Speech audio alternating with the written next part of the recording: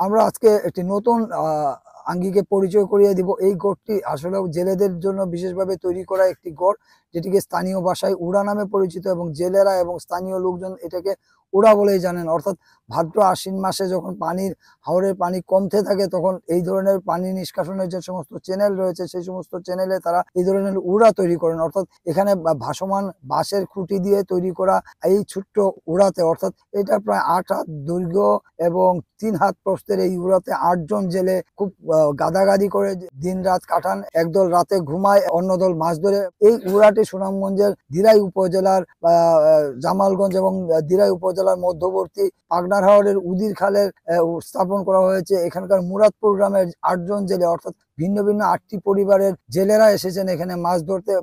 মাছা করে স্বর্ণ জাল টানার লাগে, টানলে পরে আল্লাহ রিজিক যা দেয় তাই বাচ্চা কাচ্চা নিয়ে তো সংসার চালা। কোনো আবহাওয়া খারাপ, এই জন্য মাছ টাছ কিছু পরে নাই।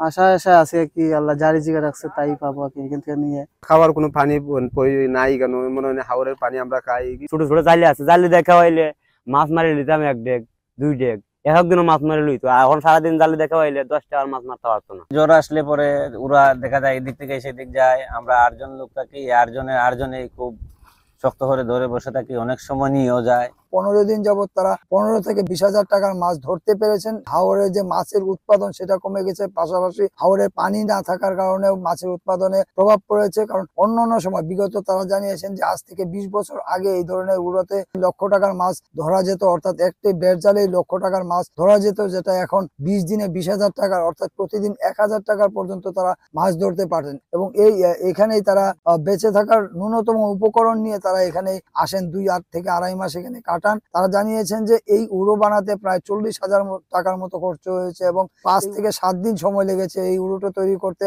বিশেষ প্রয়োজনে হলে তারা হাতে, অর্থাৎ কান্ট্রি বোর্ড যেগুলি হাতে বেয়ে এই অন্য জায়গা থেকে বাজার সদাই করে নিয়ে আসে এখানে রান্না বাড়ার কাজ করেন। আড়াই মাস তারা পরিবার থেকে মোটামুটি বিচ্ছিন্ন থাকেন। তবে এখানে কোনো আধুনিক সরঞ্জাম নেই, আধুনিক সুযোগ সুবিধা, আধুনিক যোগাযোগের কোনো ব্যবস্থা নেই। অর্থাৎ এখানে যদি কোনো কারণে কোনো ধরনের দুর্বিপাক, অর্থাৎ কোনো ধরনের বিপদ হয় তাহলে এখানে আসলেও তাদের উদ্ধার করার মতো কেউ নেই।